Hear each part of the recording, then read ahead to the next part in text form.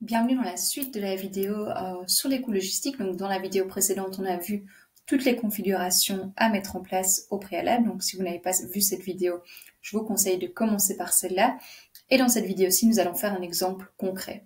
Donc, une fois que tout est configuré, une fois que vos achats sont générés et que vous avez les transferts liés à ces achats, vous pouvez appliquer la répartition de vos coûts logistiques. Donc, je vais simplement cliquer sur Nouveau. Je vais laisser la date du jour et je vais définir sur quoi je décide d'appliquer mon coût logistique. Donc, je pourrais très bien l'appliquer sur un ordre de fabrication dans le cadre de ma production, mais ici, je ne fais pas de production. Ce sont simplement des produits que j'ai commandés et que je fais revenir à mon entrepôt. Et donc, je vais appliquer mes coûts logistiques sur mes transferts, donc mes transports de marchandises.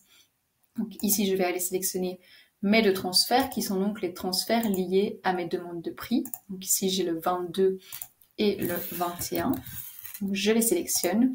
Donc ici, si vous faites venir votre marchandise, par exemple, par camion ou par bateau ou que sais-je, si vous avez 10 achats fournisseurs qui sont regroupés dans un même bateau et que les coûts logistiques s'appliquent donc à ces 10 commandes fournisseurs, vous devez sélectionner les 10 transferts liés à ce niveau-ci pour que la répartition se fasse vraiment sur l'ensemble.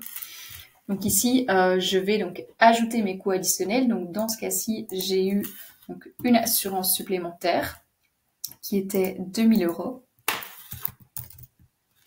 Cette assurance est répartie donc par coût actuel, donc vraiment sur base de la valeur de mon produit qui est définie pour l'instant dans ma fiche article.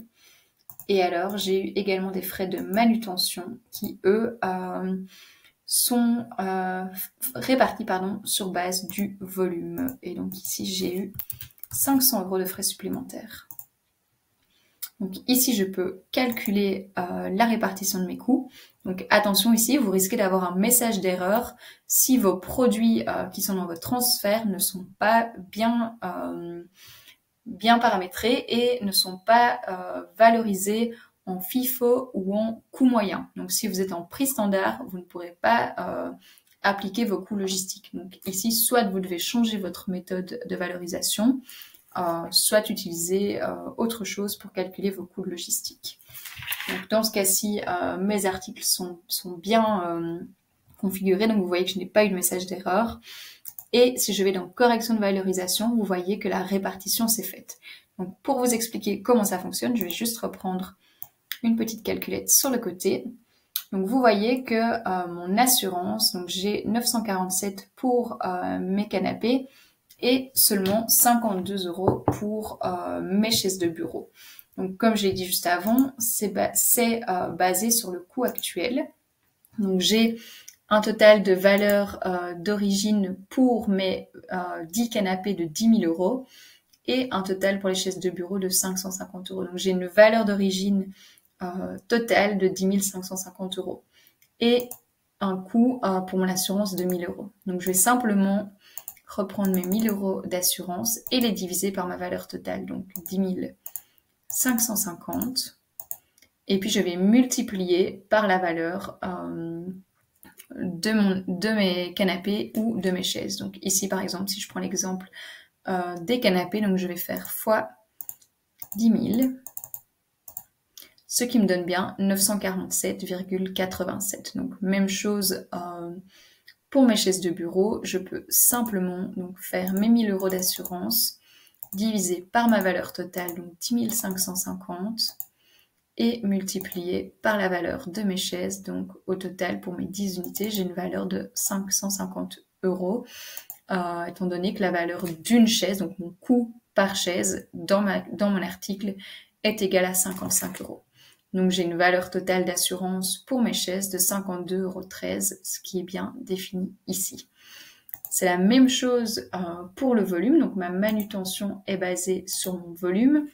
Vous voyez qu'ici, donc, Odoo m'indique déjà donc, le volume total, hein. Donc j'étais à un volume de 2 mètres carrés par canapé, donc vu que j'en ai 10, j'ai un volume global de 20 mètres carrés et un volume global de 3 mètres carrés pour mes chaises de bureau. Donc à nouveau, ici j'ai des frais de 500 €. Donc je vais reprendre mes frais globaux, divisé par le volume total, donc 23 mètres carrés. Et puis je vais multiplier par le total de volume par produit. Donc ici par exemple, pour mes canapés, donc je suis à 20 mètres carrés, donc un total de manutention de 434,79 € pour mes canapés. Et pour mes chaises de bureau, j'ai donc 500 € divisé par 23 mètres carrés fois 3 mètres carrés de chaises de bureau, donc un total de 65,21 €. Donc vous voyez, ça c'est vraiment des calculs que vous ne devez plus faire manuellement, mais comme ça voilà, c'est bien expliqué en détail. Odoo calcule tout automatiquement, donc une fois que tout est bien configuré au niveau de vos articles, au niveau du poids, au niveau du volume, au niveau du coût, vous verrez que votre répartition de coûts peut se faire vraiment de manière très simple. Donc, une fois que tout est OK pour vous, vous pouvez simplement valider vos coûts logistiques et donc ça va vous créer une valorisation de stock qui sera donc plus juste et qui reprendra en compte ces coûts supplémentaires sur vos produits. Voilà, j'espère que cette vidéo vous sera utile et n'hésitez pas à nous laisser un commentaire si vous avez d'autres questions. Je vous souhaite une belle journée.